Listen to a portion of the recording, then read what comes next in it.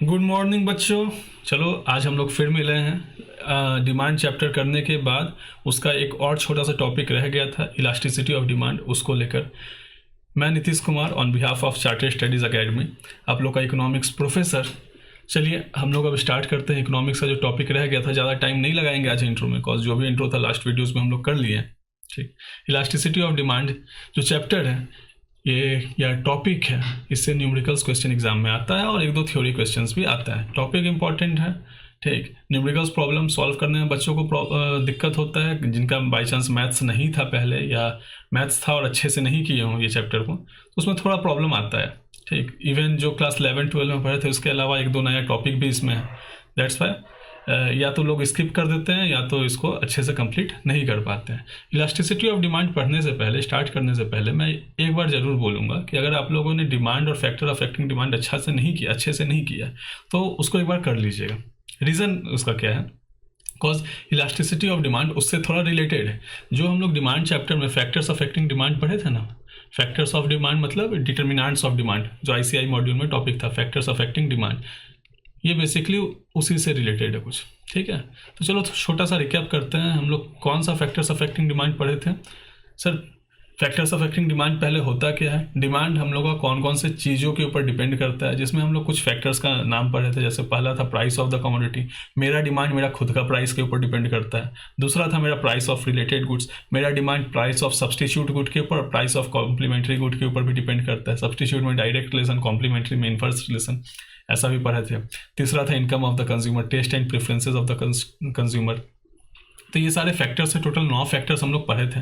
But उससे related इसमें बस हम लोग को जो यूज़ होने वाला है इलास्टिसिटी ऑफ डिमांड में, वो होगा प्राइस वाला फैक्टर, इनकम वाला फैक्टर, एक है आपका ये सब्सटीट्यूट और कॉम्प्लीमेंट्री गुड्स वाला जो था, रिलेटेड गुड्स वाला वो।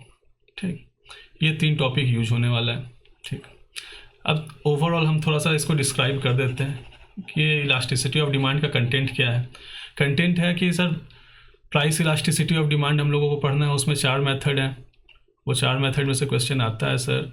इनकम इलास्टिसिटी है, उसको पढ़ना है, और ये रिलेटेड गुड्स वाला है, उसको पढ़ना है। ठीक, इनकम इलास्टिसिटी इसको बोलते हैं क्रॉस इलास्टिसिटी, सब्सटीट्यूट कॉम्प्लीमेंट्री वाला को, और एक है एडवर्टाइजमेंट वाला, एडवर्टाइजिंग इलास्टिसिटी। ठीक है, ये 4 टॉपिक है ये पूरा चैप्टर में। इसमें छोटा सा पॉइंट आएगा जहाँ पे हम लोग को डिमांड वाला ग्राफ के ऊपर अलग अलग पॉइंट पे इलास्टिसिटी कैलकुलेट करना पड़ेगा। बहुत सिंपल है, यकीन मानो।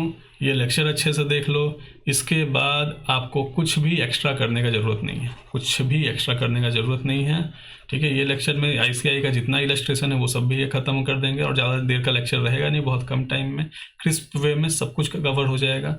और हम लोगों को क्या करना है इसके बाद, तो लास्ट में जो सप्लाई चैप्टर के लास्ट में आपको 100+ MCQs दिखेगा, उसका वीडियोज़ में बना के अपलोड कर दूंगा, वो कर लेना, और साथ में ये जो है उसको कर लेना। चलिए आते हैं topic elasticity of demand. Elasticity of demand क्या होता है?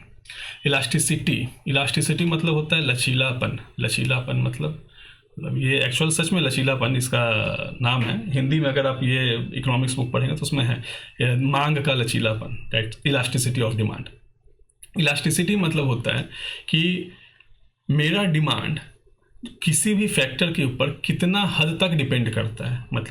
मतलब ये कि कोई भी फैक्टर में चेंज आने की वजह से मेरा डिमांड में कितना का चेंज आएगा। फॉर एग्जांपल, कोई एक प्रोडक्ट है जिसका प्राइस पहले 5 रुपये था, अब उसका, और जब 5 रुपये था ना तो मैं उसका 10 यूनिट डिमांड करता था। जब उसका प्राइस 5 से घट के 4 रुपये हो गया, मतलब प्राइस में थोड़ा सा चेंज आ गया, तो मेरा डिमांड ना 10 से 20 हो गया। मतलब पहले मैं 5 रुपये पे 10 यूनिट करता था, 4 रुपये प्राइस होते ही मैं 20 यूनिट डिमांड करने लगा। मतलब प्राइस में थोड़ा सा चेंज आने की वजह से डिमांड एकदम डबल कर दिया। इसका मतलब उसका इलास्टिसिटी बहुत ज़्यादा है। ठीक, दैट्स इलास्टिसिटी ऑफ डिमांड, कि फैक्टर्स में चेंज होने के से डिमांड कैसा रिस्पॉन्ड करता है उसको हम लोग बोलते हैं, कैसा रिस्पॉन्ड करता है और कितना रिस्पॉन्ड करता है उसको हम लोग बोलते हैं इलास्टिसिटी ऑफ डिमांड।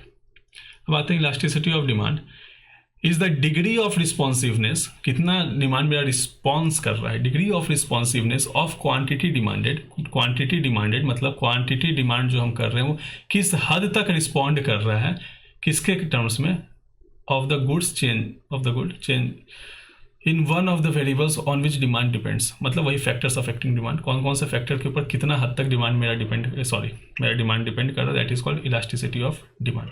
ठीक, आगे आते हैं। इसी में लिखा हुआ है प्राइस इलास्टिसिटी हम लोग को पढ़ना है, क्रॉस इलास्टिसिटी पढ़ना है, इनकम इलास्टिसिटी पढ़ना है, एडवर्टाइजमेंट इलास्टिसिटी पढ़ना है, इलास्टिसिटी ऑफ सब्स्टिट्यूशन पढ़ना है। ये हम लोग को पूरा टॉपिक कवर करना है। सबसे पहला टॉपिक है price elasticity of demand. Price elasticity of demand क्या होता है कि प्राइस मेरा डिमांड को किस हद तक अफेक्ट करता है। चलो हम लोग इसके बारे में कुछ लिख लेते हैं। ठीक, यहाँ पे लिखेंगे, बुक ऑटोमेटिकली कवर होगा, सामने लाइन बाई लाइन पढ़ा के दिखा देंगे तुम लोगों को। पहला टॉपिक क्या बोला, price elasticity of demand. Price elasticity of demand. Price elasticity of demand के अंदर 4 मेथड्स हैं। ठीक है, कितने मेथड हैं, 4 मेथड्स हैं इलास्टिसिटी निकालने के। जिसमें से फर्स्ट मेथड का नाम है, फर्स्ट मेथड को ए नाम देते हैं। फर्स्ट मेथड का नाम है percentage method. Percentage method. Sir ये परसेंटेज मेथड क्या होता है, इसमें इलास्टिसिटी कैसे निकलता है? तो ई डिनोट्स इलास्टिसिटी, और यहाँ पे छोटा सा पी लिख दिए, मतलब हो गया price elasticity. Elasticity of demand का फॉर्मूला है percentage change in quantity demanded divided by percentage change in price. Percentage change in quantity demanded by percentage change in price. ठीक, अब इसको ज़रा ध्यान से समझना। Percentage change in quantity demanded मतलब कोई 2 फिगर दिया रहेगा, उसमें चेंज का परसेंटेज निकालना है, और प्राइस दिया रहेगा उसमें भी चेंज का परसेंटेज निकालना है। इसको समझने से पहले हम लोग समझते हैं पहले कि ये परसेंटेज निकलता कैसे। ठीक, फॉर एग्जांपल पहले मैं 50 यूनिट कोई प्रोडक्ट का 50 यूनिट जो था 50 यूनिट डिमांड करता था। अब मैं उसका 40 यूनिट डिमांड करने लगा। ठीक है, पहले मैं 50 यूनिट डिमांड करता था, मैं उसका 40 यूनिट डिमांड करने लगा। जब उसका प्राइस 5 रुपये था तो मैं 50 यूनिट डिमांड करता था। जब प्राइस 5 रुपये था तो 50 यूनिट डिमांड करता था, और जब प्राइस उसका बढ़ के 10 रुपये हो गया तो मैं उसका डिमांड 40 यूनिट करने लगा। प्राइस बढ़ा तो मैंने डिमांड कम कर दिया। अब परसेंटेज चेंज कैसे निकालते हैं? मान लो 50 और 40 में कितना का चेंजेज आया, ये परसेंटेज कैसे निकालेंगे? क्योंकि पहला वर्ड क्या बोला, percentage change in quantity demanded. ये क्वांटिटी डिमांडेड में कितना परसेंट का चेंज आया, तो 2 नंबर्स के बीच परसेंटेज चेंज कैसे निकालते हैं? पहले देखो कि दोनों के बीच चेंज कितना आया। Change is always denoted by delta. लिख लो, change is denoted by delta. Delta ये ट्रायंगल का साइन को डेल्टा बोलते हैं। ठीक है, मैथ्स में तुम लोग पढ़ा होगा, पहले नहीं पढ़ा तो अभी सीख लो। चेंज का साइन क्या होता है, चेंज का सिंबल होता है डेल्टा। ठीक है, अब से हम लोग जहाँ भी चेंज वर्ड जो है उसको यूज़ नहीं करेंगे, यहाँ पे क्या यूज़ करेंगे, डेल्टा। चेंज वर्ड यूज़ ना करके क्या करेंगे, डेल्टा। ठीक है, चेंज डिनोटेड बाई डेल्टा। अब आगे आते हैं 50 से 40। सर कितना का चेंज हुआ? 50 से 40 10 का चेंज हुआ ना? हाँ सर, ओके। इसका परसेंटेज निकालना है कि भाई ये 10 जो है ये 50 का कितना परसेंटेज है। एक तो है यूनिटरी मेथड से निकाल सकते हैं, दूसरा तरीका ये है बॉस, सिंपल समझ। 50 और 40 में कितना का चेंज हुआ? 50 से 40 में जब हम घुसे तो मेरा कितना परसेंटेज का चेंज आया? सर 50 का 10% होता है 5, और 40 पे आ गया मतलब 20% का चेंज आया। एक तो वो तरीका है। दूसरा परसेंटेज निकालने का तरीका, पहले कितना था 50, अब कितना हो गया 40, डिवाइडेड बाय पहले कितना था 50 इंटू 100, ये हो गया परसेंटेज चेंज। परसेंटेज चेंज ऐसे ही निकलता है क्या कि पहले कितना क्वांटिटी डिमांड करते थे उसको लिखेंगे, अब नया क्वांटिटी कितना है उसको लिखेंगे, डिवाइडेड बाय पुराना quantity into 100, that is percentage change. Okay, ये कितना आया 50 माइनस 40 हो गया 10 by 50 into 100 is equals to 20%। 20 कैसे आया सर? 10 कट कर दिया, 100 डिवाइड बाई 5 20%। ठीक, that is called percentage change निकालना। ठीक है, अब इसको हम दूसरे तरीके से देख सकते हैं। ये परसेंटेज चेंज जो हम निकाले सर, हम इतना डिराइव क्यों कर रहे हैं, क्योंकि इसी फॉर्मूला के बेसिस पे आपका बाकी मेथड्स भी कंप्लीट हो जाएगा। इसलिए जो पहला है ना, उसको थोड़ा ध्यान से समझ लो, उसको कैसा डेरिवेशन आया। एग्जाम में बाई चांस फॉर्मूला भूल भी गया ना, तुमको बस इतना पता है ना, percentage change in quantity demand by percentage change in price होता है, तो ऑटोमेटिकली तुम फॉर्मूला बना लेगा। ठीक, ये तो हम लोग समझ गए कि सर किसी भी दो यूनिट के बीच का परसेंटेज चेंज कैसे निकालते हैं। पहले पुराना वाला क्वांटिटी लिखेंगे या पुराना वाला जो चीज़ प्राइस है वो लिखेंगे, माइनस करेंगे नया वाला क्वांटिटी या प्राइस, डिवाइड बाय पुराना वाला इंटू 100, तो ये परसेंटेज चेंज निकल जाता है। मान लो परसेंटेज चेंज हमको प्राइस निकालना है, तो भी हम निकाल लेंगे पुराना प्राइस माइनस, कैसे परसेंटेज चेंज इन प्राइस कैसे निकालेंगे, पुराना प्राइस माइनस नया प्राइस डिवाइडेड बाई पुराना प्राइस इंटू 100। ठीक है, तो 5 तो ये भी आपका वही आ जाएगा 5/5 इंटू 100, दैट इज़ 100% का चेंज हुआ है प्राइस में। ठीक है, ये चीज़ समझ में आ गया। तो हम लोग परसेंटेज चेंज निकालना तो सीख गया, बट अब आगे हम लोगों को क्या करना है, इस स्टेप को ध्यान से समझो जी। ये जो फिगर 10 लिखा है, 10 क्या है, 10 है चेंज इन क्वांटिटी। तो चेंज इन क्वांटिटी को क्या हम डेल्टा से रिप्रेजेंट कर सकते हैं। ये जो पूरा इक्वेशन है उसको हम ऐसे बोल सकते हैं, delta Q by Q into 100। Sir कैसे, डेल्टा क्यू क्या होता है, चेंज इन क्वांटिटी 50 से 40, तो जो चेंज है उसी को हम डेल्टा क्यू से रिप्रेजेंट करते हैं, बाई पुराना क्वांटिटी कितना है 50 इंटू 100। ओके, अब चलो ये सबको भूल जाते हैं, इतना तो सीख लिया। अब डेरिवेशन करते हैं। ठीक, जो भी नोट करना था कर लेना वीडियो पॉज करके। परसेंटेज मेथड हम लोग पढ़ रहे थे। Percentage change in quantity demanded, sir percentage change in quantity demand निकालना है तो delta Q by Q into 100 करेंगे। कैसे, अभी जो हम लोग एग्जाम्पल लिए उसमें तो हम लोग सीख गए इसको।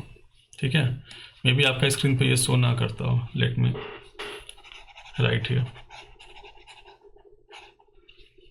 इलास्टिसिटी ऑफ डिमांड क्या होता है, elasticity of demand is equals to percentage change in quantity demanded और percentage change in price.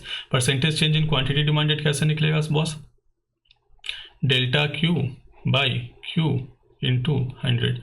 Sir ऐसा ही ना हम लोग का एग्जाम्पल था, डेल्टा क्यू क्या था 10 था, क्यू क्या था 50 था, इंटू 100 किया तब आ गया था 20%। यही तो हम लोग का कुछ देर पहले हम लोग किए थे इस चीज़ को। पर sir percentage change in price कैसे निकलता है, डेल्टा पी मतलब चेंज इन प्राइस बाई पुराना प्राइस इंटू 100। ठीक, तो इलास्टिसिटी का फॉर्मूला इससे निकला, delta Q by Q divided by into 100 by delta P by P into 100। 100 को कट कर देते हैं, 100 और 100 को कट कर देते हैं। अब क्या हुआ, delta Q by Q. Maths में हम लोग सीखे थे कि जब भी कोई इक्वेशन में फ्रैक्शन हो जाए ऊपर नीचे, न्यूमरेटर और डिनोमिनेटर दोनों में फ्रैक्शन आ जाए, तो बेटर रहेगा कि हम जो डिनोमिनेटर है उसको चेंज कर लें। मतलब जब डिवाइड चेंज होता है, फ्रैक्शन का डिवाइड चेंज होता है, तो वो मल्टीप्लाई का रूप ले लेता है और जो फिगर होता है वो उल्टा हो जाता है, दैट इज प्राइस ऊपर आ जाता है और क्वांटिटी चेंज इन प्राइस ये नीचे आ जाएगा। ये इक्वेशन को हम बस सीधा किया, डिवाइड को मल्टीप्लाई किया और मल्टीप्लाई करने की वजह से पी जो था ऊपर चला गया और चेंज इन पी जो था वो नीचे आ गया। ठीक है, तो फॉर्मूला यही निकल गया sir, price elasticity of demand का फॉर्मूला यही है, delta Q by Q into P by delta P. कैसे याद रहेगा सर, डेल्टा डेल्टा एक साथ रहेगा और इसको सिंपल वे में भी हम ऐसे लिख सकते हैं, delta Q by delta P into P by Q, ऐसे भी लिख सकते हैं, जैसे आपको याद करने में ईजी हो। ठीक, तो ये फॉर्मूला बेसिकली बना इलास्टिसिटी ऑफ डिमांड का formula, delta Q by Q into P by delta P या फिर delta P Q by delta P into P by Q. ठीक है, ये दोनों में से किसी तरह से ये फॉर्मूला को आपको याद कर लेना। ठीक है, फॉर्मूला कैसे डिराइव हुआ ये सीख गए कि बॉस परसेंटेज चेंज कैसे निकलता है, यही फॉर्मूला होता है परसेंटेज चेंज निकालने का, 100 कट गया बस, दैट्स वाई फॉर्मूला ऐसा हमको दिखने लगा। अब आते हैं ICI का मॉड्यूल में, उसी चीज़ को लिखा हुआ है और वही चीज़ एट द एंड फॉर्मूला में करके लाया भी है, डिराइव भी किया है। अब इसके ऊपर कुछ इलस्ट्रेशन है, इलस्ट्रेशन हम लोग साथ साथ कर लेते हैं। इलस्ट्रेशन करने के बाद फिर हम लोग नेक्स्ट टॉपिक में एंटर करेंगे। चलो, the price of a commodity decreases from 6 to 4।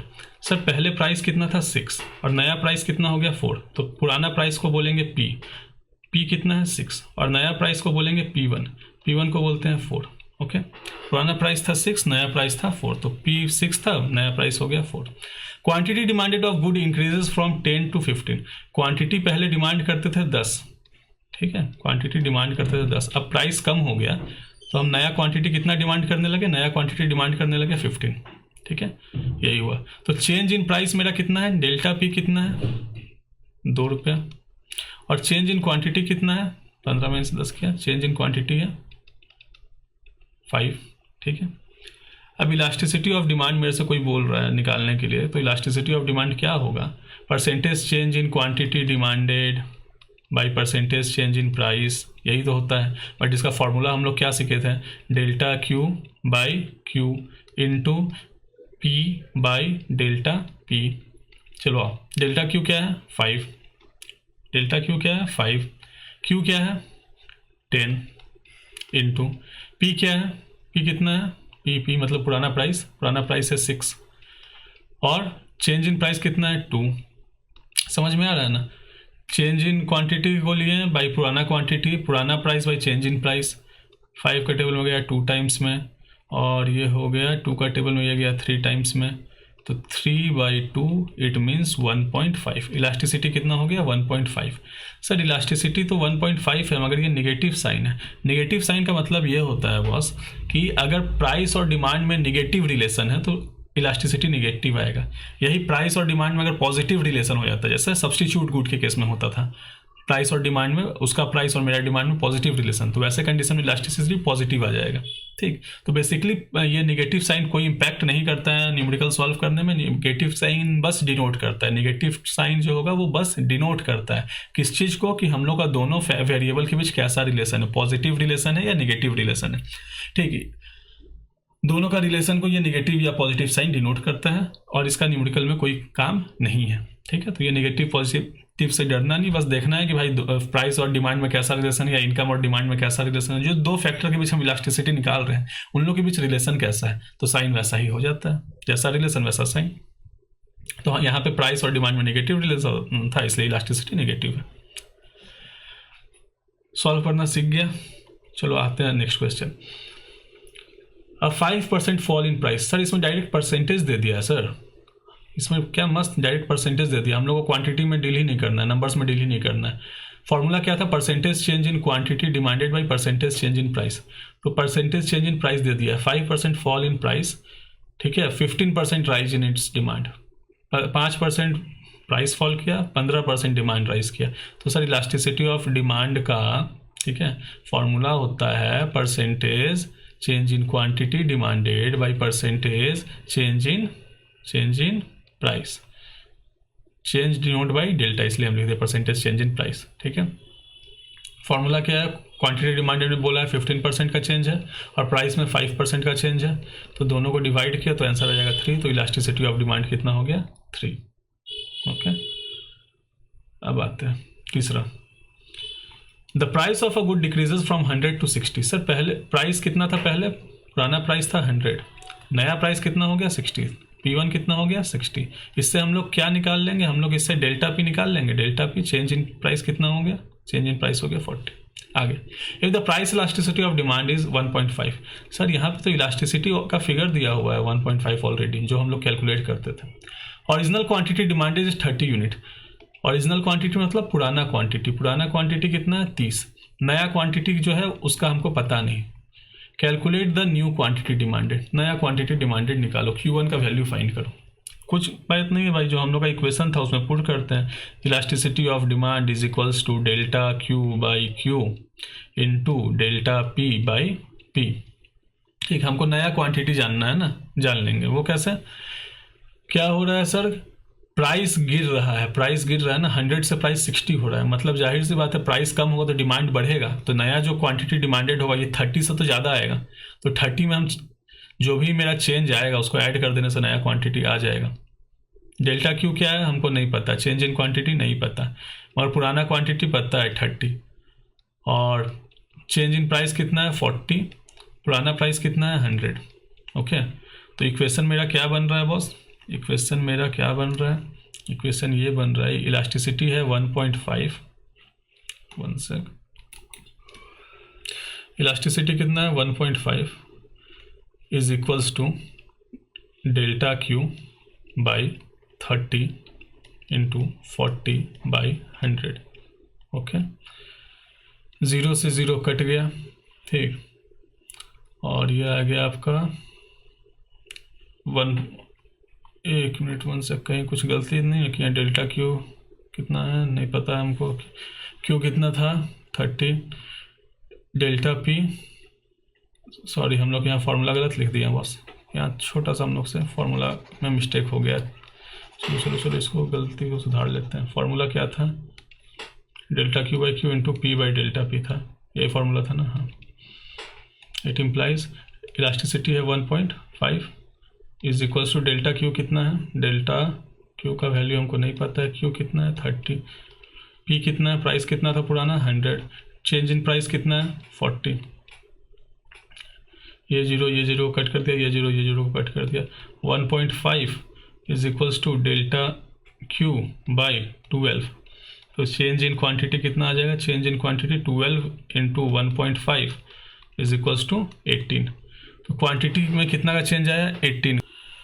हाँ, तो Q माइनस Q1 वाला तो फिगर देख लिया हम लोग। चलो आओ, डेल्टा Q कितना आया 18 आया, चेंज इन क्वांटिटी कितना है 18 है, पहले क्वांटिटी कितना था 30 था सर, Q कितना था 30 था, चेंज इन क्वांटिटी कितना आया 18 आया, बोला है ना प्राइस कम हुआ है, प्राइस क्या हो गया कम हुआ, तो जाहिर सी बात है क्वांटिटी बढ़ेगा, तो पहले 30 यूनिट करते थे, तो अब चेंज इन क्वांटिटी को इसमें ऐड कर देंगे, तो नया यूनिट कितना हो जाएगा 48, Q1 का वैल्यू क्या आ जाएगा 48 यूनिट्स। समझ में आया? समझ में आया तो वीडियो पॉज करके इसको नोट कर लो, बिकॉज अब आगे वाला क्वेश्चन में हम लोग जा रहे हैं। नेक्स्ट क्वेश्चन को पढ़ लेते हैं, साइड में सॉल्व कर लिया जाएगा। ओके, यहाँ बहुत ज़्यादा स्पेस कंज्यूम हो जा रहा है। इसको थोड़ा सा इरेज कर लेता हूँ, आप नोट कर लीजिएगा वीडियो पॉज करके। चलिए, अब क्या है, the quantity demanded by a consumer at price of 9 is 800 units. Price कितना है मेरा 9 और क्वांटिटी कितना डिमांड हो रहा है 800 units. Okay, price falls by 25%। Sir ये प्राइस में फॉल हुआ है कितना का 25% का, परसेंटेज चेंज इन प्राइस हमको दे दिया, कोई बात नहीं, परसेंटेज चेंज प्राइस दे दिया, बहुत अच्छी बात है, कैलकुलेशन थोड़ा कम होगा इसका। And quantity demanded rises by 160। Sir ये राइज कर गया, पहले तो 180 था, अब चेंज हो गया होगा इसमें कितना का 160 का, तो नया जो क्वांटिटी आया होगा Q1 वो कितना होगा 960। ठीक है, 960 का क्वांटिटी अब नया हम डिमांड कर रहे हैं। Calculate price elasticity of demand. ठीक है, परसेंटेज चेंज इन प्राइस दिया है, परसेंटेज चेंज इन क्वांटिटी निकाल देंगे, दोनों को डिवाइड कर देंगे, हो जाएगा। तो percentage change in quantity demanded हम कैसे निकालेंगे sir, delta Q by Q into 100, इसी को तो बोलते हैं percentage change in quantity demanded. तो 160 बाई पुराना क्वांटिटी कितना था 800 इंटू 100, 0 कट गया 20%। Percentage change in quantity demanded कितना आ गया 20%। अब इलास्टिसिटी ऑफ डिमांड निकालते हैं, इलास्टिसिटी ऑफ डिमांड वो क्या होगा, percentage change in QD by percentage change in price. Percentage change in quantity demanded कितना आया 20 और परसेंटेज चेंज इन प्राइस कितना है 25। तो 5 का टेबल में 4 टाइम्स में, 5 का टेबल में 5 टाइम्स में 0.8, इलास्टिसिटी कितना आ जाएगा 0.8। देखो इलास्टिसिटी आ गया 0.8। Next question number 5। ये क्वेश्चन थोड़ा सा ICI गलती किया है यहाँ पे, स्टिल हम लोग देखते हैं। A consumer buys 80 units of a good at a price of 4। Sir price कितना है मेरा, पुराना प्राइस 4 और इसके ऊपर डिमांड कितना करते हैं हम लोग 80 units. Okay, suppose price elasticity of demand is -4। Elasticity of demand कितना है -4, माइनस का कोई काम तो रहता है, डायरेक्ट 4 लिख लो। At what price will he buy 60 units. किस प्राइस पे 60 यूनिट्स परचेज करेंगे, मतलब नया जो क्वांटिटी होगा Q1 जो होगा वो होगा 60। चेंज इन क्वांटिटी कितना हो गया, चेंज इन क्वांटिटी हो गया 20। ठीक है, ओके। अब आगे आते हैं कि इलास्टिसिटी ऑफ डिमांड क्या होता है sir, delta Q by Q into P by delta P। Okay, delta Q क्या है 20 बाई क्यू क्या है 80 इंटू पुराना प्राइस कितना है 4, नया प्राइस नहीं पता, ठीक है, चेंज इन प्राइस नहीं पता, तो यहाँ पे कर देंगे डेल्टा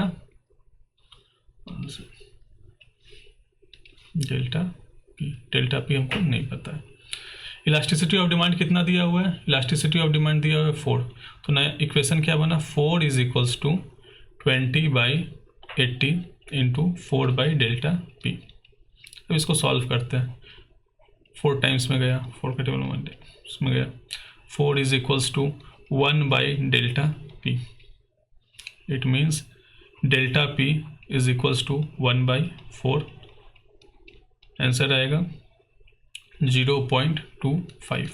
तो नया जो प्राइस होगा, प्राइस पहले कितना था 4, तो क्वांटिटी करते थे 80 डिमांड, ठीक है, अब नया प्राइस कितना होगा, जो क्वांटिटी 60 हो गया, तो सर क्वांटिटी कितना हो गया 60 हो गया है सर, क्वांटिटी मतलब क्वांटिटी गिरा है। क्वांटिटी कब गिरता है, जब प्राइस बढ़ता है, तो पुराना प्राइस में ये ऐड हो जाएगा, तो जो आपका नया प्राइस होगा P1 जो होगा वो होगा पुराना प्राइस 4 प्लस, पेन चेंज कर लेता हूँ, 4 प्लस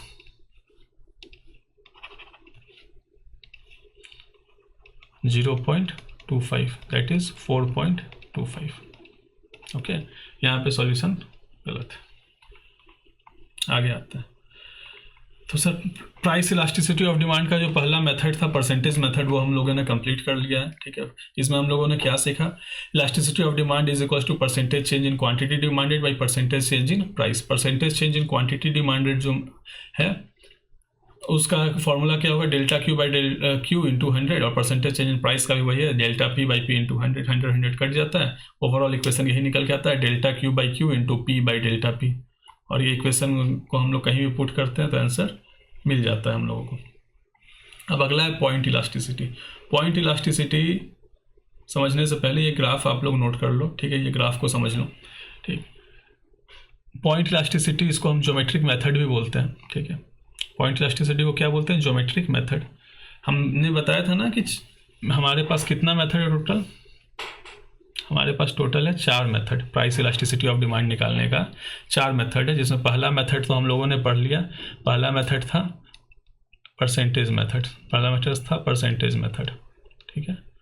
और अब जो हम लोग दूसरा मेथड स्टार्ट कर रहे हैं इसका नाम है ज्योमेट्रिक मेथड। ज्योमेट्रिक मेथड सबसे ईजी मेथड है, ठीक है। इसमें हम लोगों को करना क्या है कि पहले तो पॉइंट इलास्टिसिटी हम लोग सीख लेंगे, इसके बाद हम लोग इसका ग्राफ देखेंगे। चलो आते हैं इसके ऊपर। पॉइंट इलास्टिसिटी क्या होता है, इसमें एक डिमांड कर्व के ऊपर अलग अलग पॉइंट पे इलास्टिसिटी कितना होगा वो हम लोगों को निकालना है। क्या बोला मैंने, एक डिमांड कर्व पे अलग अलग पॉइंट्स पे इलास्टिसिटी मेरे को निकालना है, ठीक है। देखो ये डिमांड कर्व मैंने बनाया, इस पे अलग अलग पॉइंट्स दे दिया, उसके ऊपर इलास्टिसिटी निकालना है।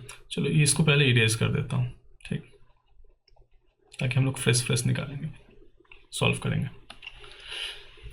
इलास्टिसिटी ऑफ डिमांड का फॉर्मूला होता है, इलास्टिसिटी ऑफ डिमांड का फॉर्मूला होता है, ठीक है। इसका पॉइंट इलास्टिसिटी बोलते हैं ना, जिसको पी भी बोल सकते हैं, point elasticity. Elasticity of demand का फॉर्मूला क्या होता है sir, lower segment by upper segment. Sir अभी तो आप बोले थे percentage change in quantity demanded by percentage change in price, वो तो फॉर्मूला है जब मेरे को कैलकुलेट करना है, बट ज्योमेट्रिक मेथड में कोई कैलकुलेशन नहीं है, इसमें बस एक पॉइंट पे हमको डिमांड कर्व का निकालना है इलास्टिसिटी। तो जिस पॉइंट पे भी हम निकालेंगे, फॉर एग्जांपल मान लो ये एक डिमांड कर्व हम इस पॉइंट पे निकालना चाह रहे हैं, तो इसके नीचे जो सेगमेंट है उसको लेंगे, डिवाइडेड बाय जो अपर सेगमेंट होगा उसको लेंगे। फॉर एग्जांपल ये जो फिगर बनाए हैं इसमें अलग अलग पॉइंट्स दिया हुआ है सर, हाँ देख लो, lower segment by upper segment, formula यही होता है ज्योमेट्रिक मेथड में। फॉर एग्जांपल मैंने पॉइंट सी पे, कहाँ पे सॉल्व करूँ इसको, यहाँ करता हूँ, ठीक है। पॉइंट सी पे इलास्टिसिटी निकालना है मेरे को, पॉइंट सी पे। पॉइंट सी क्या है, पॉइंट सी मिड पॉइंट है, पॉइंट सी क्या है, मिड पॉइंट है, ये पूरा डिमांड कर्व का मिड पॉइंट है। मतलब ये कि इसके नीचे जितना एरिया होगा, पॉइंट सी के नीचे जितना एरिया होगा उतना ही एरिया इसके ऊपर भी होगा, ठीक, क्योंकि ये मिड पॉइंट है, बीच का पॉइंट है। तो इसका लोअर सेगमेंट क्या होगा बॉस, इसका लोअर सेगमेंट होगा सी ई लोअर सेगमेंट। अपर सेगमेंट क्या होगा, सी ए सी ए इसका अपर सेगमेंट हो गया। तो lower segment by upper segment दोनों इक्वल है, लोअर सेगमेंट और अपर सेगमेंट दोनों इक्वल है। तो जब इक्वल नंबर को ऊपर नीचे डिवाइड करेंगे तो आंसर कितना आएगा 1। For example 5/5 1। समझ में आया? तो पॉइंट सी पे इलास्टिसिटी कितना हो गया 1। आगे आते हैं, इलास्टिसिटी एट पॉइंट सी क्या क्या हो गया 1। इरेज नहीं करना था ना मुझे, चलो इलास्टिसिटी एट पॉइंट लिख देते हैं। Elasticity at point C is equals to 1। अब अगला आता है, अगला पॉइंट लेते हैं बी। पॉइंट बी के ऊपर इलास्टिसिटी कितना होगा, lower segment by upper segment. इसमें लोअर सेगमेंट कितना है बी ई और अपर सेगमेंट क्या है B A. Lower segment B E, upper segment B A. तो बड़ा नंबर है ना बी ई जो है काफ़ी बड़ा है बी ए से। तो जब भी कोई बड़ा नंबर को छोटे नंबर से डिवाइड करेंगे, फॉर एग्जांपल बड़ा नंबर में 8 ले लेता हूँ और छोटा नंबर 5 ले लेता हूँ, तो बड़ा नंबर जब भी छोटा नंबर से डिवाइड होगा तो आंसर हमेशा ग्रेटर देन 1 आएगा। तो इलास्टिसिटी इसका कितना होगा ग्रेटर देन 1। जब भी कोई बड़ा सेगमेंट को छोटा सेगमेंट से डिवाइड करेंगे तो हमेशा आंसर क्या आएगा ग्रेटर देन 1। याद रखना परसेंटेज मेथड में तो एग्जैक्ट नंबर के फॉर्म में निकलता है इलास्टिसिटी, 1, 1.5, 2, 3, 4 ऐसे निकलता है इलास्टिसिटी। बट ज्योमेट्रिक मेथड में बस इतना पता चलेगा, नंबर्स के फॉर्म में नहीं आएगा, बस इतना पता चलेगा कि इलास्टिसिटी इक्वल टू 1 है कि 0 है कि ग्रेटर देन 1 है, लेस देन 1 है, ये सब पता चलेगा। एग्जैक्ट फिगर पता नहीं चलेगा ज्योमेट्रिक मेथड में। अब आते हैं पॉइंट डी के ऊपर निकालते हैं। पॉइंट डी का क्या होगा, lower segment D E. Lower segment क्या होगा डी ई, अपर सेगमेंट क्या होगा डी ए। तो D E divide by D A. तो छोटा नंबर, छोटा चीज़ अगर बड़ा चीज़ से डिवाइड होगा, फॉर एग्जांपल 5 डिवाइड बाई 8 कर लो, तो छोटा चीज़ अगर बड़ा चीज़ से डिवाइड होगा तो हमेशा आंसर लेस देन 1 आएगा। तो इसका इलास्टिसिटी क्या होगा लेस देन 1। समझ में आया? इलास्टिसिटी बी पॉइंट पे क्या होगा ग्रेटर देन 1, सी पे इक्वल टू 1, डी पे लेस देन 1।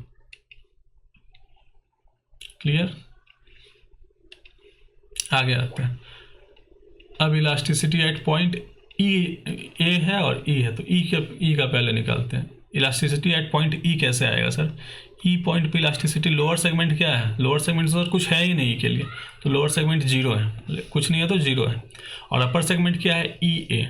अपर सेगमेंट क्या है ई ए। तो 0 divide by any number answer is 0। तो यहाँ पे इलास्टिसिटी कितना हो जाएगा 0। 0 divide by any number is answer 0। तो elasticity at point E is 0। Last point हम लोग का बच गया ए पॉइंट पे इलास्टिसिटी कितना निकलेगा lower segment by upper segment. Lower segment कितना है ए ई और अपर सेगमेंट कितना है, अपर सेगमेंट कितना है 0, क्योंकि अपर तो कुछ बचा ही नहीं उसमें। तो any number divided by 0 answer will be infinity. आप लोग मैथ्स में पढ़े होंगे, किसी भी नंबर को अगर हम 0 से डिवाइड करते हो तो इन्फिनिटी आता है, और 0 को किसी नंबर से डिवाइड करते हो तो 0 आता है। दैट्स वाई ए पॉइंट पे इलास्टिसिटी क्या होगा इनफाइनाइट और ई पे 0। ये पांचों हम लोग सीख लिए। पॉइंट इलास्टिसिटी सर बस इतना ही था, छोटू सा, बहुत इजी था। Lower segment by upper segment करके जानना इसको। परसेंटेज मेथड सीख लिया, पॉइंट इलास्टिसिटी सीख लिया। अब इसका 5 ग्राफ है, ठीक है। ये जो 5 पॉइंट हम लोग सीखे ना, elasticity 0, less than 1, equal to 1, greater than 1 और इन्फिनिटी, ये पांचों का आपसे ग्राफ पूछ सकता है एमसीक्यू फॉर्म में कि भाई जब इलास्टिसिटी 0 होगा तो उसका ग्राफ कैसा दिखेगा, जब इलास्टिसिटी जो होगा वो 1 होगा तब ग्राफ कैसा होगा, इलास्टिसिटी ग्रेटर देन 1 होगा तब कैसा होगा, फ्लैटर ग्राफ कब होता है, फ्लैटर डिमांड कर्व कब होता है, स्टीपर डिमांड कर्व कब होता है, ऐसा करके एमसीक्यू पूछ सकता है, ठीक है। तो आर्क इलास्टिसिटी स्टार्ट करने से पहले हम लोग इसके ऊपर जाते हैं। ये 5 फिगर है, ध्यान से देखना, ठीक है। और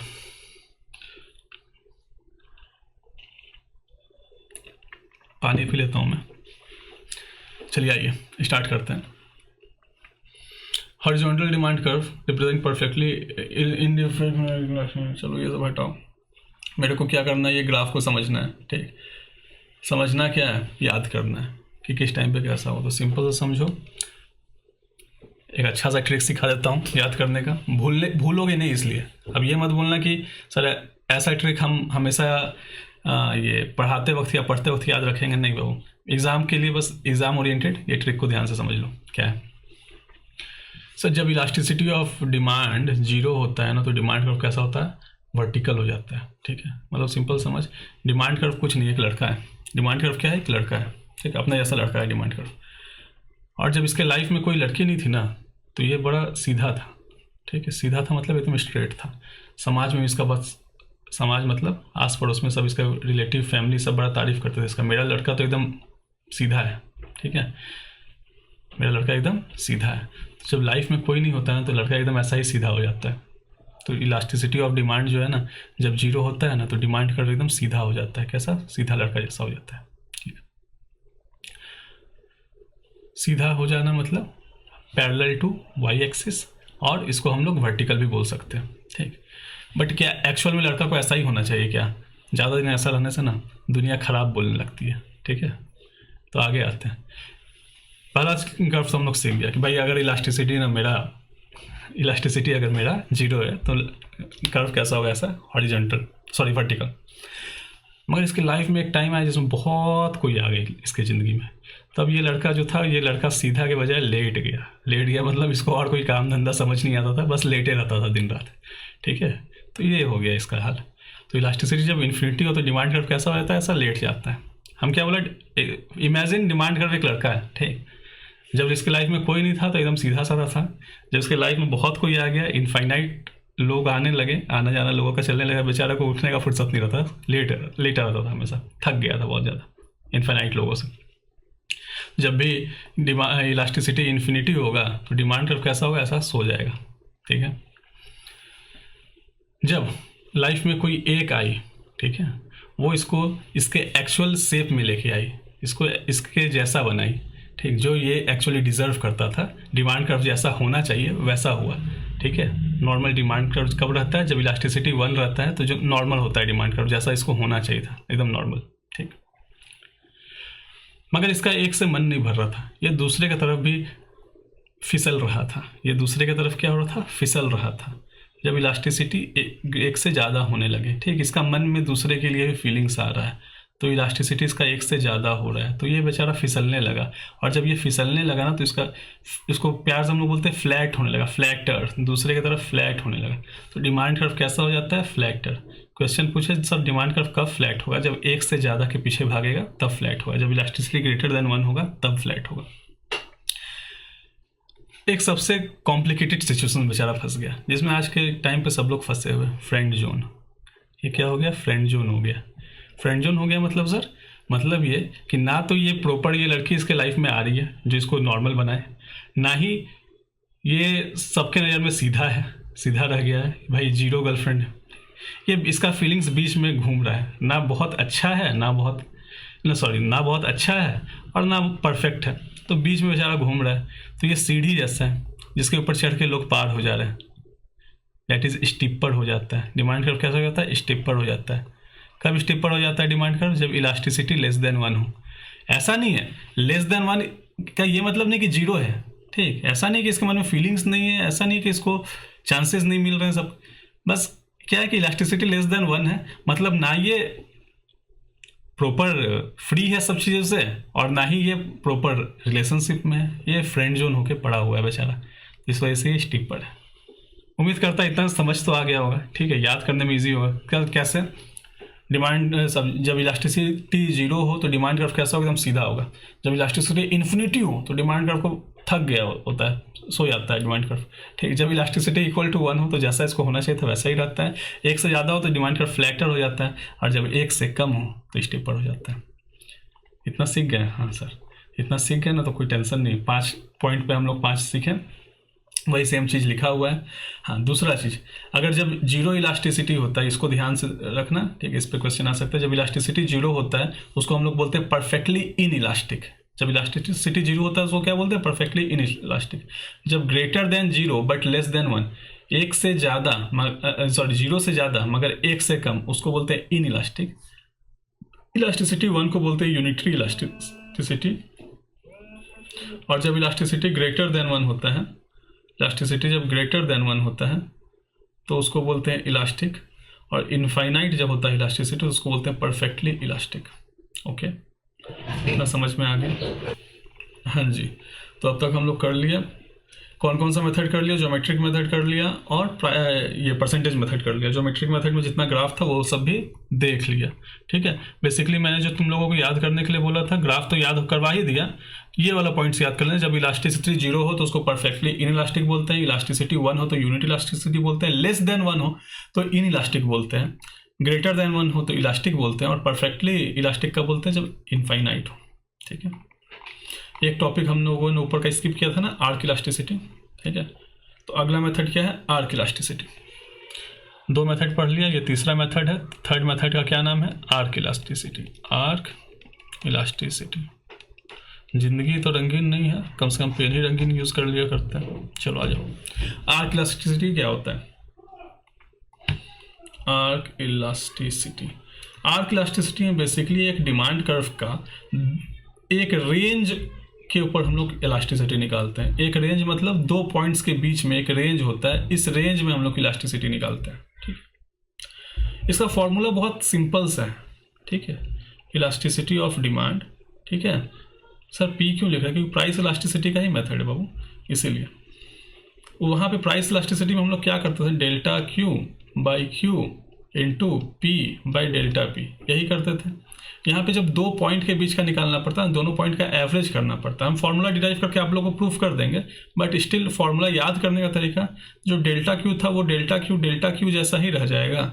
जो यहाँ क्यू था ना, उसमें आप Q1 जो नया क्वांटिटी था उसको भी ऐड कर दीजिए, और जो P था ना पुराना प्राइस, उसमें नया प्राइस को ऐड कर दीजिए, और बाकी जो डेल्टा P था वो डेल्टा P ही रह जाएगा। फॉर्मूला यही है एट द एंड। ठीक है, इसका फॉर्मूला एट द एंड यही फॉर्मूला है जो आपको याद करना है।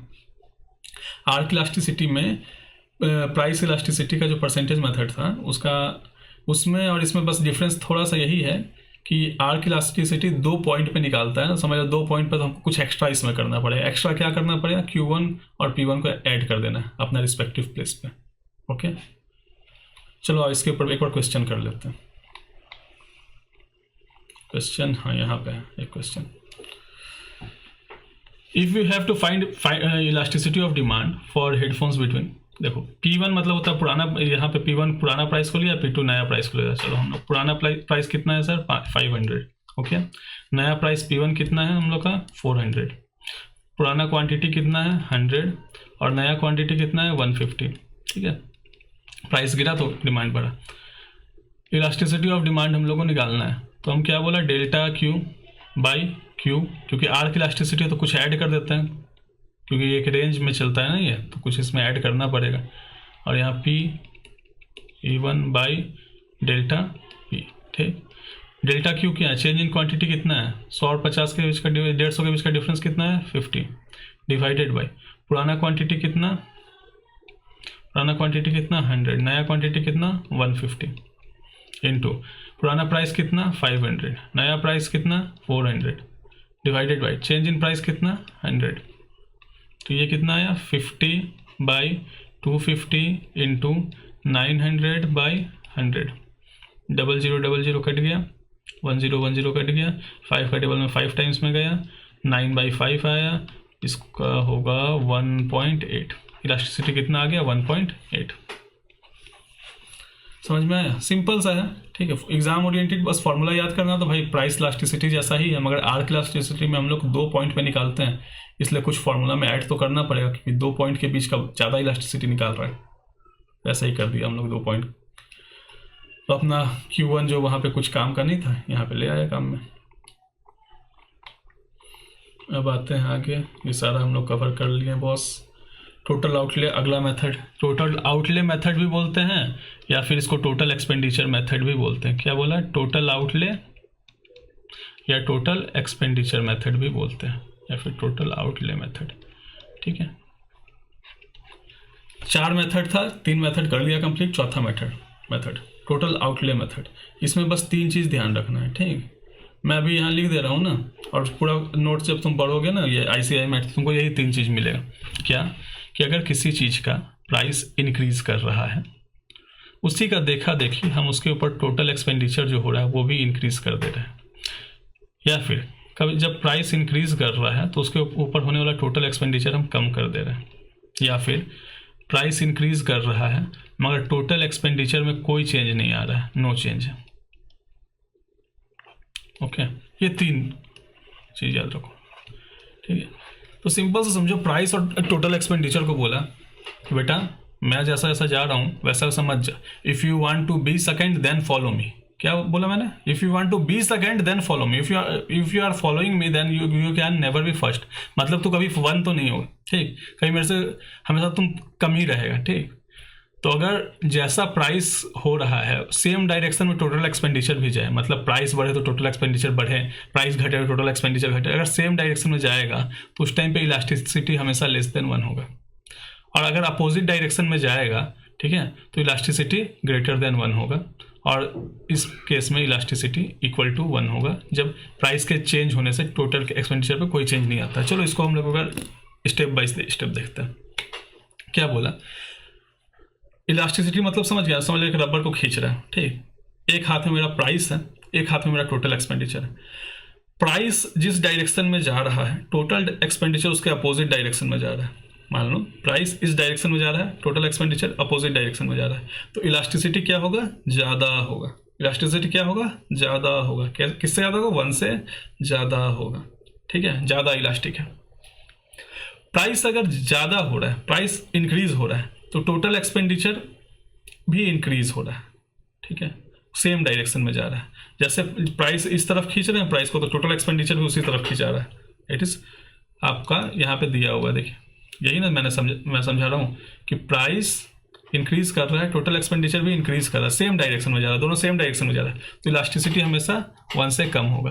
प्राइस इंक्रीज कर रहा है, टोटल एक्सपेंडिचर भी डिक्रीज कर रहा है, मतलब दोनों अपोजिट डायरेक्शन में जा रहा है, तो इलास्टिसिटी ज़्यादा होगा, इलास्टिसिटी ग्रेटर देन 1 होगा, और इसमें इक्वल टू 1 होगा। चलो अब तक हम लोग 4 मेथड पढ़ लिए, ठीक। इसको सम अप करते हैं। 4 मेथड हम लोग अब तक पढ़े हैं प्राइस इलास्टिसिटी में। अब इसको सम अप करते हैं। पहला मेथड क्या था? Percentage method.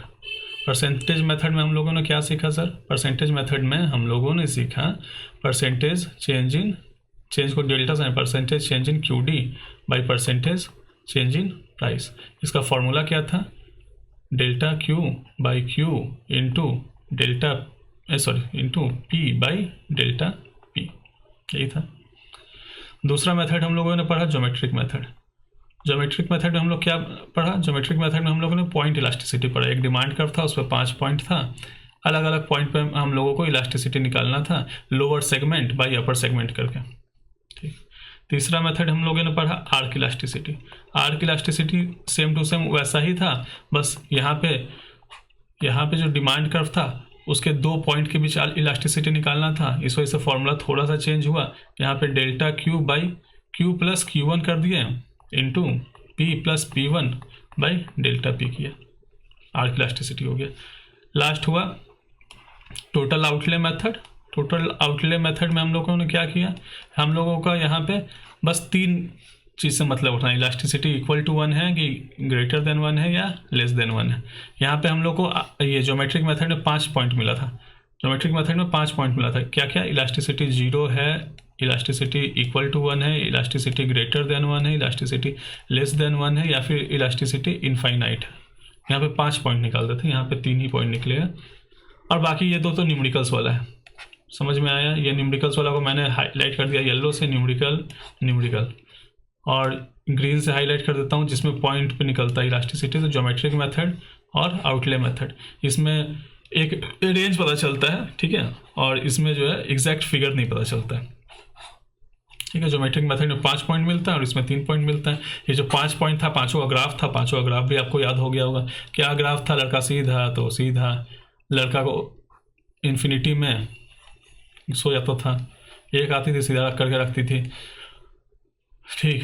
एक से ज़्यादा में लड़का फ्लैट होने लगता था, और फ्रंट जोन में लड़का स्टिपर हो जाता था। बस खत्म कहानी। चलो आगे आते हैं हम लोग। कोई दिक्कत नहीं, उम्मीद करता हूँ यहाँ तक। टोटल आउटले, हाँ ठीक है, यही सेम चीज़ लिखा हुआ जो मैंने ऊपर बोला ना, इसको पढ़ लेना, हाईलाइटेड है, ठीक है। सेम बात जो यहाँ पे लिखा हुआ है, सेम चीज़ यहाँ लिखा हुआ है जो मैंने हाईलाइट करके रख दिया है। ऐसे भी आगे आते हैं। टोटल रेवेन्यू उसी चीज़ को के बारे में बताया हुआ है। सिंपल सा देखो कि प्राइस इंक्रीज कर रहा है और टोटल एक्सपेंडिचर डिक्रीज कर रहा है, अपोजिट डायरेक्शन, ठीक है, मतलब इलास्टिक है डिमांड, और प्राइस इंक्रीज कर रहा है, टोटल एक्सपेंडिचर में कोई फर्क नहीं पड़ रहा है, तो यूनिट इलास्टिसिटी इक्वल टू 1 है। यहाँ पे इलास्टिसिटी ग्रेटर देन 1 है, यहाँ पे इलास्टिसिटी इक्वल टू 1 है। प्राइस इंक्रीज कर रहा है, टोटल एक्सपेंडिचर भी इंक्रीज सेम डायरेक्शन में जा रहा है, मतलब लेस देन 1 है। डिटर्मिनेंट्स ऑफ प्राइस इलास्टिसिटी इसमें लास्ट पे आएंगे, ठीक है। अभी सारा न्यूमेरिकल्स वाला पार्ट कर लेते हैं, ऐसा कुछ खास है नहीं, ठीक है। अगर रीड कर लेना, स्टिल मैं लास्ट में कवर करवा देता हूँ उसको। आते हैं अब इनकम इलास्टिसिटी ऑफ डिमांड पे। इनकम इलास्टिसिटी ऑफ डिमांड क्या होता है बॉस? अभी तक हम लोग ज्योमेट्रिक मेथड पढ़ा था, ठीक है। वहाँ पे हम लोग क्या पढ़ा था? Percentage change in quantity demanded by percentage change in price. भाई यहाँ जो प्राइस था, वहाँ प्राइस की जगह पे क्या आ गया है? इनकम। मतलब कि वहाँ पे हम लोग delta Q by Q into P by delta P करते थे ना, तो इनकम को डिनोट करते हैं हम लोग वाई से। इनकम को डिनोट करते हैं वाई से। तो जहाँ जहाँ पी था ना, वहाँ पी को आप कट कर दीजिए और पी की जगह क्या लिख दीजिए? वाई लिख दीजिए, ठीक है। तो इसका फॉर्मूला क्या बन जाएगा? Delta Q by Q into Y by delta Y. ये हो गया इनकम इलास्टिसिटी का फॉर्मूला। इजी है ना? इजी है, ठीक है।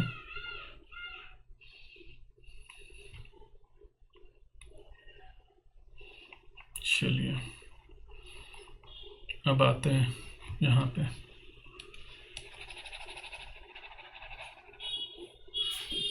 जी, ये 5 एग्जाम्पल आप लोग देख लीजिए। Income of the house hold rises by 10%। Sir income मेरा कितना से रेज कर रहा है? 10% से।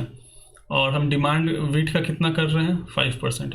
मतलब percentage change in quantity demanded कितना है? 5। और परसेंटेज चेंज इन इनकम कितना है? जहाँ प्राइस था वहाँ पे इनकम होगा ना, यहाँ परसेंटेज चेंज इन इनकम कितना है? 10। तो इलास्टिसिटी कितना आएगा? 0 पॉइंट समथिंग आएगा। मतलब सिंपल वर्ड्स में हम इसको क्या बोल सकते हैं? Elasticity is less than 1।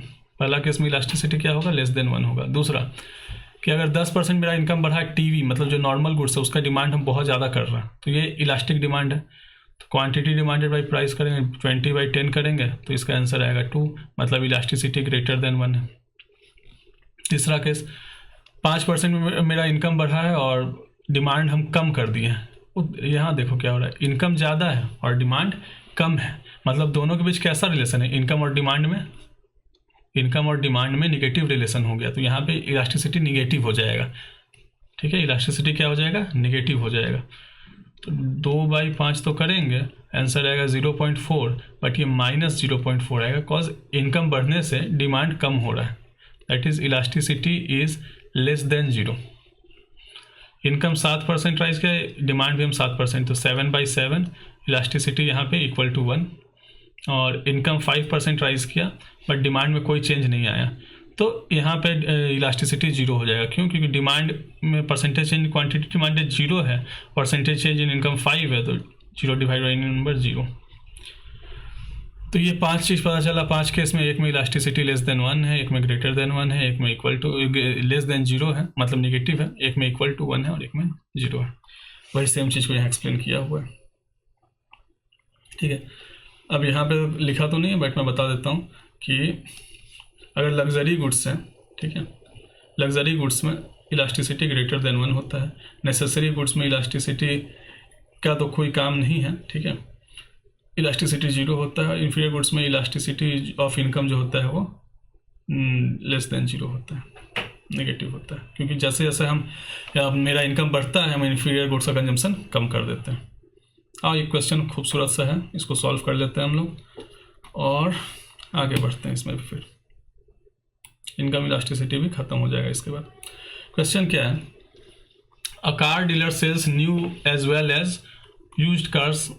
A car dealer sells new as well as used cars. एक कार डीलर है जो नया कार भी बेचता है और पुराना सेकेंड हैंड कार भी बेचता है, ठीक है। नया कार का दाम है 6.5 लाख रुपये और पुराना कार का दाम है 60,000। नया कार बेचता था 400 यूनिट और पुराना कार 4000 यूनिट। फिर क्या हुआ? पिछले साल सारा चीज़ सेम था। रियल इनकम मतलब क्या होता है? Purchasing power of the consumer. Purchasing power of the consumer rose by 10%। मतलब कि परसेंटेज चेंज इन इनकम दिया हुआ है, परसेंटेज चेंज इन इनकम दिया हुआ है, परसेंटेज चेंज इन इनकम दिया हुआ है। कितना है? 10%। हम लोग फॉर्मूला क्या देखे थे इलास्टिसिटी ऑफ इनकम का? सॉरी इलास्टिसिटी ऑफ डिमांड का इनकम के basis, percentage change in quantity demanded by percentage change in income. Percentage change in income दिया हुआ मेरे को 10%, अब percentage change in quantity demanded निकल जाएगा तो मेरे को इलास्टिसिटी पता चल जाएगा। During the last year sales of new car increase to 500। Sir जो नया कार है उसका सेल इंक्रीज हो गया, मतलब 400 से 500 हो गया, और यूज्ड कार का सेल डिक्लाइन हो गया, ये 4000 से 3850 हो गया। ठीक है, चलो नया कार जो है उसको लेते हैं क्यू। ठीक है, नया कार कैपिटल क्यू में लेते हैं, पुराना कार को स्मॉल क्यू ले लेगा। ठीक है, मेरे को निकालना क्या है एटलीस्ट समझ लो।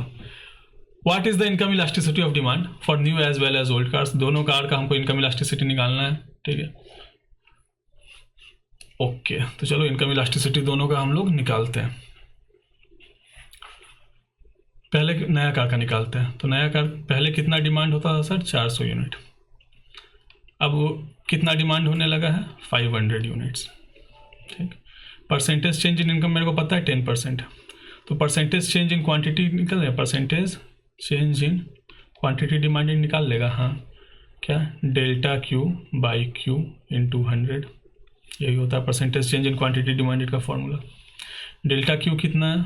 500 में से 400 माइनस कर दीजिए तो हो जाएगा 100, और पुराना क्वांटिटी कितना था? 400 इंटू 100 इज इक्वल्स टू 0 0 काट दो 25%। तो जो न्यू कार था उसका इलास्टिसिटी कितना होगा? Elasticity for new car, elasticity of demand for new car का कितना होगा? Percentage change in quantity demanded by percentage change in income, answer is 2.5। Easy था। अब पूछ रहा है ओल्ड कार का बताओ। ओल्ड कार का स्मॉल क्यू ले लेते हैं, उसका पहले क्वांटिटी कितना डिमांडेड था? 4000। अब कितना क्वांटिटी डिमांड कर रहे हैं? 3850। तो दोनों में चेंज कितना? Q1 3850, तो दोनों में चेंज कितना आ गया? डेल्टा क्यू कितना आ गया? Delta Q is 150। चलो percentage change in quantity demanded इसका कितना होगा? Delta Q by Q into 100 is equals to 150 by पुराना क्वांटिटी कितना है? 4000 इंटू 100। 2 0 को कट कर दिया, 1 0 कट गया, 4 का टेबल में 4 3 12 और 3 गया, 4 7 28, 3.75। ठीक है, percentage change in quantity demanded कितना है? 3.75, और परसेंटेज चेंज इन इनकम दिया है 10। तो यहाँ पे इलास्टिसिटी ऑफ डिमांड कितना हो जाएगा? Income elasticity of demand, percentage change in quantity demanded by percentage change in price, percentage change in quantity demanded sorry इतना, और परसेंटेज चेंज इन इनकम आ गया इतना, तो 0.375, ये इसका इलास्टिसिटी आ जाएगा 0.375। सर निगेटिव क्यों लिया? क्योंकि इनकम के बढ़ने पे इसका डिमांड हम कम कर दिए, इस वजह से निगेटिव का साइन आ गया। अब नेक्स्ट टॉपिक आता है क्रॉस इलास्टिसिटी। टोटल ये चैप्टर में हम लोगों को क्या पढ़ा? Price elasticity, income elasticity, cross elasticity और एक था एडवर्टीजमेंट इलास्टिसिटी। 4 इलास्टिसिटी पढ़ना था। प्राइस के अंदर 4 मेथड था, चारों मेथड कर लिया। इनकम इलास्टिसिटी कर लिया। अब क्रॉस इलास्टिसिटी अच्छे से कर लेता है तो फिर एडवर्टीजमेंट इलास्टिसिटी कुछ नहीं है, बच्चा वाला चीज़। अब आते हैं price elasticity of demand. Sir okay sorry, cross elasticity of demand. Cross elasticity of demand क्या होता है बॉस? क्रॉस इलास्टिसिटी बेसिकली निकाला जाता है प्राइस ऑफ रिलेटेड गुड्स में। और रिलेटेड गुड्स कितने तरह का होता है? सर रिलेटेड गुड्स 2 तरह का होता है। कौन कौन? सब्स्टिट्यूट और कॉम्प्लीमेंट्री। सब्स्टिट्यूट गुड के बारे में तुम लोगों को पता है ना, जो सेम टाइप ऑफ वांट को सेटिस्फाई करता है। सर सब्स्टिट्यूट गुड का अगर प्राइस बढ़ जाता है तो मेरा डिमांड बढ़ जाता है, सब्स्टिट्यूट गुड का प्राइस कम हो जाता है तो मेरा डिमांड कम हो जाता है। सिंपल सा बात समझो, अगर सब्स्टिट्यूट गुड का प्राइस बढ़ रहा है तो वो उसका खुद का डिमांड तो कम हो रहा है, और मेरा कॉम्पिटिटर का अगर डिमांड कम हो रहा है तो मेरा डिमांड तो बढ़ेगा ना, क्योंकि जो कॉम्पिटिटर को कंज्यूम करता है वो मेरे को कंज्यूम करने लगेगा तो मेरा डिमांड बढ़ जाएगा। तो उसका प्राइस बढ़ने से मेरा डिमांड बढ़ता है, उसका प्राइस गिरने से मेरा डिमांड गिरता है। दोनों में कैसा रिलेशन है? दोनों में डायरेक्ट रिलेशन है। इस वजह से सब्स्टिट्यूट गुड के केस में डिमांड कर्व अपवर्ड स्लोपिंग होता है। वही अपवर्ड स्लोपिंग डिमांड कर्व बना के आपको दिया हुआ है यहाँ पे। ठीक, तो इसका जब इलास्टिसिटी आएगा सब्स्टिट्यूट गुड के केस में तो हमेशा पॉजिटिव आएगा। फिर कॉम्प्लीमेंट्री गुड्स मतलब होता है जो वो गुड्स जो एक तरह का वांट को सेटिस्फाई करे, और कॉम्प्लीमेंट्री गुड्स के केस में निगेटिव रिलेशन होता है। याद है रजनीगंधा तुलसी का एग्जांपल दिए थे कि रजनीगंधा का प्राइस की वजह से तुलसी बढ़ने की वजह से तुलसी का डिमांड कम हो जाता है। तो कॉम्प्लीमेंट्री गुड्स में क्या होता है कि प्राइस और डिमांड में निगेटिव रिलेशन होता है, तो उन लोगों का डिमांड का डाउनवर्ड स्लोपिंग एज यूजुअल रहता है। ठीक, क्रॉस इलास्टिसिटी का फॉर्मूला क्या है? Percentage change in quantity demanded of X by percentage change in price of Y. Difference यही है, percentage change in quantity demanded by percentage change in price ही है फॉर्मूला, बस गुड ए का ऊपर रहेगा गुड बी का, मतलब उसके प्राइस की वजह से मेरा डिमांड में क्या चेंज आ रहा है, इस वजह से अब जो मेरा सब्स्टिट्यूट होगा उसका प्राइस सब्स्टिट्यूट का प्राइस लिखेंगे और अपना क्वांटिटी डिमांडेड लिखेंगे। ठीक है, फॉर्मूला क्या होगा सर? फॉर्मूला यही होगा जो हम लोग अब तक पढ़ते आए हैं। क्या पढ़े थे सर? इलास्टिसिटी ऑफ डिमांड का फॉर्मूला क्रॉस इलास्टिसिटी है ना, इसीलिए दिया delta Q by Q into into P by delta P. ठीक, यही फार्मूला था, यही फार्मूला अभी भी होगा, बस ये होगा जो प्राइस होगा वो दूसरे गुड्स का होगा, अपना नहीं होगा। मान लो क्वांटिटी ऑफ एक्स ले रहे हैं तो प्राइस ऑफ वाई लेना पड़ेगा। समझ में आया? और कुछ नहीं, डिफरेंस और कुछ नहीं है। क्वेश्चन आके सॉल्व करते हैं, समझ में आ जाएगा सब कुछ। एक शॉपकीपर है, sales only 2 brands of notebook, imperial और रॉयल। आप लोग इसका नोटबुक यूज भी करते होंगे। इंपीरियल एक ब्रांड है, एक रॉयल है। It is observed when the price of imperial rises. Imperial और रॉयल दोनों कॉम्पिटिटर गुड्स, दोनों का पेज अच्छा आता है। ठीक है, क्लासमेट इंपीरियल रॉयल, तो दोनों कॉम्पिटिटर गुड्स मतलब दोनों सब्स्टिट्यूट गुड्स हैं। देखा गया कि इंपीरियल अपना 10% से प्राइस बढ़ा दिया, the demand for royal increases, तो डिमांड रॉयल का इंक्रीज हो गया 15%। क्रॉस इलास्टिसिटी बोलना है, तो क्रॉस इलास्टिसिटी क्या होगा sir? Cross elasticity cross elasticity of demand बताइए ना। Percentage change in quantity demanded of royal bye percentage change in price of क्या है? इंपीरियल का प्राइस चेंज हुआ, कितना परसेंटेज चेंज हुआ? 15 बाई प्राइस कितना है? 10%। 1.5 इलास्टिसिटी हो जाएगा और पॉजिटिव होगा, प्लस का साइन समझ में आया क्योंकि वो डायरेक्ट रिलेशन है। आगे आते हैं cross elasticity of demand. Cross elasticity of demand है between 2 goods X and Y 0.18, मतलब इसी का वैल्यू हमको दिया हुआ है 0.8। If the price of good Y rises by 20%। ठीक है, निगेटिव में दिया हुआ है सर, ध्यान देखना, निगेटिव है मतलब ये कॉम्प्लीमेंट्री गुड्स है, निगेटिव है मतलब कॉम्प्लीमेंट्री गुड्स है। If the price of Y rises by 20%, how will the demand of X change? Y का प्राइस राइज कर दिया है 20%, चेंज इन प्राइस दिया हुआ है 20%, how will the demand of X changes? Simple सा रखो, percentage change in Q D of क्या है? X divided by percentage change in price of Y, इसका वैल्यू है 0.8। Percentage change in quantity demanded of X पूछ रहा है question में। ठीक है, percentage change in quantity demanded of X, percentage in price of Y दिया है 20, तो percentage change in quantity demanded of X is equals to 0.8 into 20, answer आएगा 16%। निगेटिव क्योंकि कॉम्प्लीमेंट्री गुड्स है। आगे आते हैं इलस्ट्रेशन नंबर 9। क्या बोला? The price of 1 kg of T is 30। ठीक है, price of 1 kg of T is 30। At this price 5 kg of T is demanded. Sir 1 kg चाय का दाम कितना था? प्राइस कितना था? 30 था। ठीक, उस पर इसका डिमांड कितना था? 5 kg। If the price of coffee rises, coffee का प्राइस राइज कर रहा है, ओके, इसको मान लो टी का प्राइस था ये, ठीक, और ये टी का क्वांटिटी था। प्राइस ऑफ कॉफी जो है वो पहले कितना था? 25। अब प्राइस ऑफ कॉफी जो हो गया, नया प्राइस कितना हो गया कॉफी का? 35। The quantity demanded of T rises from 5 to 8। पहले 5 यूनिट था, अब क्वांटिटी डिमांडेड टी का नया क्वांटिटी डिमांडेड कितना हो गया, 8 यूनिट्स हो गया। फाइंड आउट क्रॉस इलास्टिसिटी, आपको क्रॉस इलास्टिसिटी निकालना है। प्राइस का डिफरेंस दिया हुआ है, क्वांटिटी का डिफरेंस दिया हुआ है, निकल जाएगा। हाँ सर, क्रॉस इलास्टिसिटी का फॉर्मूला लगा देंगे। क्या लगाएंगे formula, delta Q by Q into delta P by P. जिसका प्राइस दिया उसका प्राइस लिख दो, जिसका क्वांटिटी दिया उसका क्वांटिटी लिख दो। चेंज इन क्वांटिटी कितना हो रहा है बॉस, 3। पुराना क्वांटिटी कितना था, 5। चेंज इन प्राइस कितना हो रहा है, 5। पुराना प्राइस कितना था, 25। तो 5 5 जा 25, सॉरी पुराना क्वांटिटी कितना था,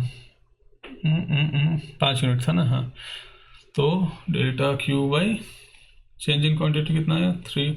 डेल्टा क्यू बाई क्यू, पुराना क्वांटिटी कितना था, 5 kg लिख दिया। हाँ, फिर हम यहाँ पे फॉर्मूला छोटा सा मिस्टेक कर दिया। ओहो, मैं अभी ना छोटा छोटा मिस्टेक करना नहीं छोड़ता।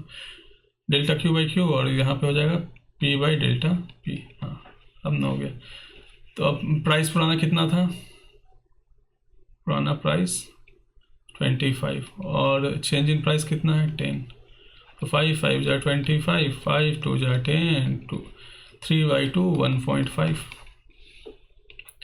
दोनों कैसा गुड्स था, सब्सटीट्यूट गुड, इस वजह से कैसा आया इलास्टिसिटी, पॉजिटिव। अब आते हैं लास्ट क्वेश्चन इसका। Price of 1 kg of sugar is 50, at this price 10 kg is demanded. The price of 1 kg of sugar is 50, at this price 10 kg is demanded if the price of tea falls from 30। Sir पहले price, पुराना price कितना था, 30। नया price कितना आया, P1 25। तो change in price कितना आया, 5। Consumption of sugar rises from 10, तो पुराना क्वांटिटी कितना था, 10।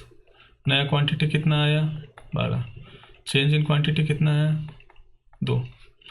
अब मेरे को पूछ रहा है क्रॉस इलास्टिसिटी बताओ। ठीक है भाई, बता देता हूँ क्या होगा cross elasticity, delta Q by Q into P by delta P. इस बार गलती नहीं करना है ना। डेल्टा क्यू कितना है, 2। पुराना क्वांटिटी कितना है, 10 इंटू प्राइस कितना है, 30 और चेंज इन प्राइस कितना है, 5। ठीक, 2 5 जा 5 6 जा 5 1 जा 2 जा 1.2। ठीक, और दोनों कैसा गुड्स है, कॉम्प्लीमेंट्री गुड्स है, दैट्स वाई चाय और चीनी कॉम्प्लीमेंट्री है ना, दैट्स वाई नेगेटिव हो जाएगा रिलेशन। तो ये भी हो गया कंप्लीट। अब लास्ट टॉपिक है हम लोग का एडवर्टीजमेंट इलास्टिसिटी। एडवर्टीजमेंट इलास्टिसिटी का भी फॉर्मूला देख लो भाई, ये percentage change in quantity demanded by percentage change in spending on advertisement. ठीक है, कितना हम स्पेंड कर रहे हैं एडवर्टीजमेंट पे, उसका परसेंटेज ले लेना है बस।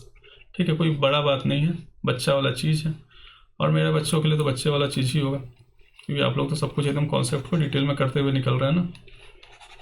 चलिए चलिए चलिए, अब हाईलाइट कर लेता हूँ क्या डिफरेंस आ रहा है, बस percentage change in spending on advertising.